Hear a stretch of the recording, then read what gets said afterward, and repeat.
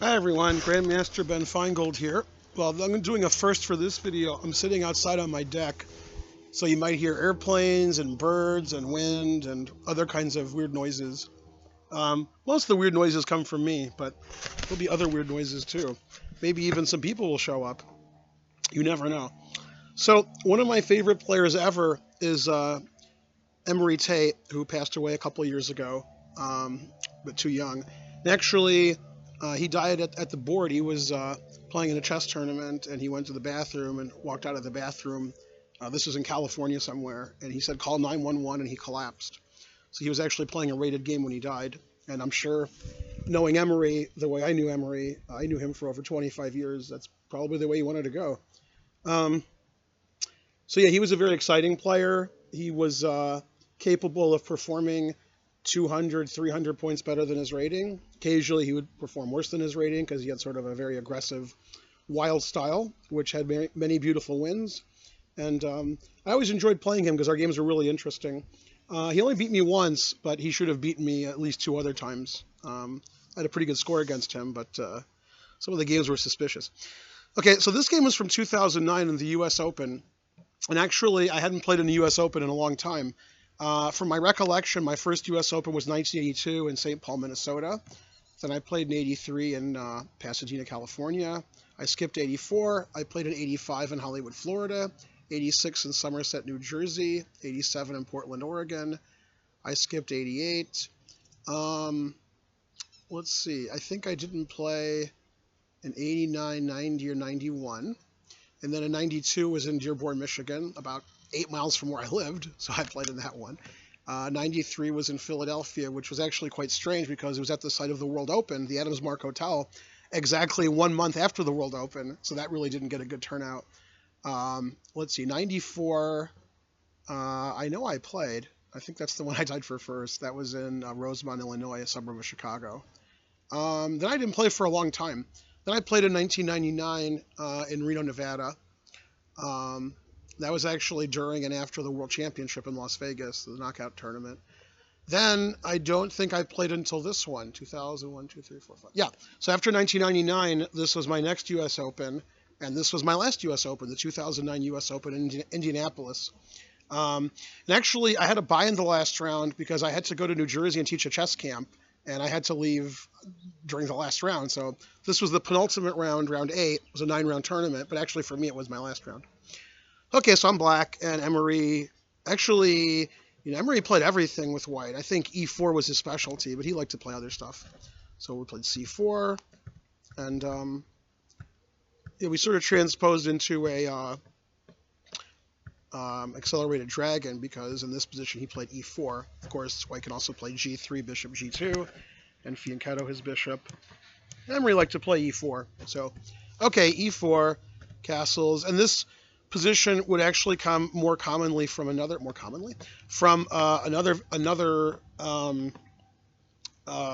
order. So I'll just show you the other move order, okay, because you can't kill time better than that. And that would be in some kind of normal Sicilian accelerated dragon, okay, and then C4, it's explosive, knight F6, knight C3, D6, knight C2, which is an unusual move, but it's playable, bishop G7. So actually that's the position that we got in the game.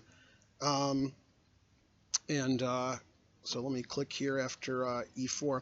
Actually, I didn't play D6, so it's a little bit different because this is the game position. And if I play D6, we transpose. But actually, there's no worry about him playing E5 because he can't play E5, I take it. And he can't trade my knight and then play E5 because he can't trade knights. There's no knight on D4. So I don't have to play D6, I just castled. In fact, I avoided playing D6 for a while, but that's just sort of transposed. Okay, he played bishop D3, which is a bit unusual, defending his E4 pawn more, but blocking the D file. I decided to fianchetto my bishop with B6. I like double fianchettoing. Okay, and he played bishop to G5. Very unusual piece placement for white, but Emory was a specialty at getting you out of your prep and then trying to outplay you and making the game tricky and making you uncomfortable. That doesn't really work well against me because I like doing that. I don't like to play a lot of theory unless it's really well prepared. I just like to get my opponent on their own devices as soon as possible. And since Emory and I both like to do that, we had really interesting games that weren't really theoretical. Okay, so d6, nothing much is going on. Emory's played very positional so far, but that's not really his specialty. So he played f4. That's an Emory Tate-like move. And I played rook c8. Emory played queen e2. And yeah, now the game is about equal, but actually it's the kind of position I like. I've double fianchettoed.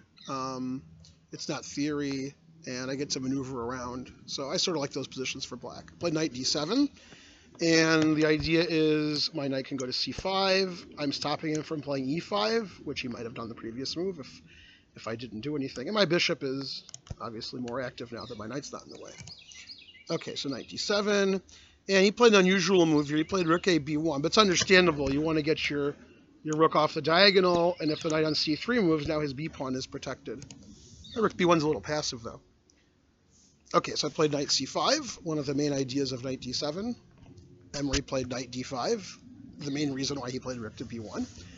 And now I broke one of my important rules, although this is 2009, so who knows what my rules were then.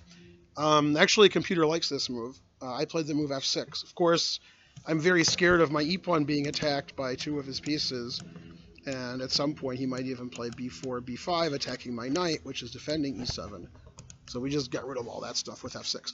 Now what's funny is this idea in the Accelerated Dragon of playing f6 and e6, which is what I did, actually came to me in the early 90s when I was working with Gregory Kaidanov when I had the Sanford Fellowship. We were looking at some Accelerated Dragons, and he was suggesting me playing f6 and e6, and I was like, what? That looks crazy, but I couldn't bust it. And it wasn't this position, but it was similar positions. Okay, bishop h4 is forced, and then e6, kicking out his knight. And yeah, now he made, I don't know if it's the losing move. I guess it is the losing move. He should just go back to c3, and probably black slightly better, because my knights are so strong. His bishop on d3 isn't really well placed. Knight on c2 is sort of funny. Rook on b1 is sort of funny. Probably I'd rather have black. But Emory didn't like to go back. When he played knight d5, he wasn't planning on going back to c3. So he made a mistake here. He played knight to b4. And that actually loses the game tactically, which is an unusual way for Emory to lose. And basically, it's just all captures. There's not much to it. I take on b4. Of course, he has to take. I take on d3. And because my rook is attacking his c-pawn, he can't take with the knight because I take a c-pawn. I took with the queen. And now I just play very simple queen to c7 with a double attack. And I'm sure that he saw these captures, but probably didn't realize when he played knight b4 that queen c5 check is a big threat. And that wins his knight. He has to stop that, but he can't stop that and defend his pawn. And unfortunately for Emory, once he loses his c-pawn, his position collapses. His e-pawn's weak. I have the two bishops. I have more center pawns. His bishop is offsides on h4. So knight b4 is just losing pretty simply. Normally when you lose a pawn, you can still fight on, but he has other issues also. Well, a computer plays a3 here, and then, I mean, this is the computer line, but, I mean, even though, I mean, you're not going to save your e-pawn. So, yeah, this is just terrible. So, computer actually gives black more than a +2 advantage. So, yeah, if we go back here, after e6, knight b4 is just a terrible blunder because of the trades. Okay, so knight takes, queen c7. He played rook f2, stopping queen c5 check. I took.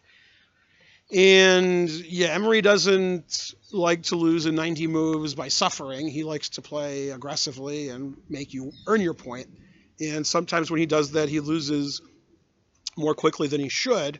On the other hand, he puts a lot of pressure on his opponents, so he often would save bad positions by fighting hard and making the game very complicated.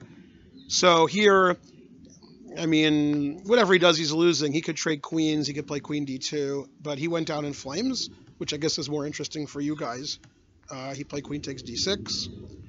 And I was in good form this game. Well, it was 2009, so I wasn't as old then as I am now. I actually found the excellent move rook f to d8. Paul Morphy would be proud, activating all of my pieces. Well, there's only one move to analyze, queen e7. Can't lose his queen. And then I played the move queen takes e4, which simultaneously defends my bishop and attacks his rook on b1. Yeah. Now, problem is, for Emory, is I not only have the obvious threats of his rook on b1, but as all of my students know, I'm also threatening to play bishop f8, always play bishop f8. And that not only threatens his queen and his knight, but bishop going to c5 isn't a bad idea either. So white has a lot of problems here. And the computer is giving numbers that you have to be at least 18 years old to hear, +7, +8, and that's if white plays perfectly. So it's funny how the position collapsed basically after one move. Knight b4 was such a mistake that things just went downhill quickly. Black has the two bishops, an extra pawn, a safer king, and white's pieces are very strangely placed. You don't often see 5 pieces that have basically nothing to do with each other. They're just all on their own. They're like Steve Buscemi's teeth. Very strange. Okay, Steve Buscemi, don't sue me. I like you. Okay, anyway, he played knight c2, and the idea behind knight c2 is clear. Not only is he saving his rook, but he's stopping bishop f8, which was skewering his queen and knight. So that made sense. Okay, always play bishop f8. And queen doesn't have a lot of squares, so he played queen takes f6. And I played bishop c5. This is actually quite funny because Emory missed the threat here, although if he did see the threat, it wouldn't matter. It looks clear that I want to play something like bishop takes f2 check, because after I play bishop takes f2 check, I'm trying to play it. Yeah, okay. Then your knight on c2 is hanging. It's actually hanging to 2 pieces. So that's such a scary threat that he didn't see the more important threat. Let's see. The engine says knight e1 is best, and then it says everything wins everything. Bishop d4 is the computer move. Rook f8 is also +8. Bishop takes f2 is only +7. So okay, every move wins. But the game ended in a funny way, I think. He played rook e1 attacking my queen, probably expecting bishop takes f2 check. For those of you at home who are watching, you don't have to pause the video, but black has a better move than bishop takes f2 check. If you don't see it in 5 seconds, then you should pause the video. But I'm guessing 90% of you can see it in 5 seconds or less. If you can't, you have to donate more. It's terrible. By the way, you guys haven't been donating lately, so I'm going to come to your house and find your parents' wallets, because I know that you're 43 years old living with your parents, but you should donate anyway. Okay, so hopefully most of you found mate in 1. That was a good hint if you didn't. And I did play queen takes g2 mate because the rook on f2 was pinned. He thought that was funny. Yeah, Emory was a great guy because he played really exciting chess. He beat a lot of grandmasters.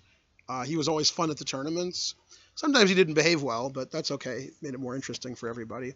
And his analysis was not only top-notch, but it was very fun to watch. I have a lot of Emory Tate quotes. I could actually make a video of just Emory Tate quotes, but then YouTube might kick me off for bad language. But, I mean, he was a great guy. And actually, I wasn't playing a lot of chess 3, 4, 5 years ago. I was playing a little bit. And then when Emory passed away, I felt bad, like, as an older guy like me, he was playing a lot of chess and playing fighting chess, and I sort of got back into chess because of that, and I started playing more because I wanted to, still fight while I'm still alive. Once you're not alive, it's hard to fight in chess. Anyway, I hope you liked that video. I was a really big fan of Emory Tate. I think I played him at least 10 times over the 30 years that we knew each other, and I played him all over the country too.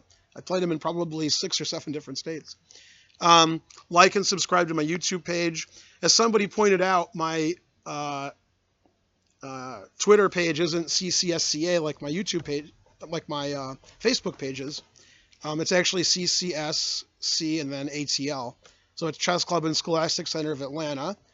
So yeah, you can follow me everywhere. And yeah, I missed you, Emory. You were fun to play at tournaments and watch and analyze with. And it's too bad. It seems like every few months a strong chess player passes away. And well, we have their games to look at. And well, Emory had a lot of really interesting games.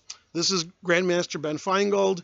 Please go to the website, atlchessclub.com, and please give your opinion. We're going to open in September. It's going to be great, and I'll see you guys next time. Bye.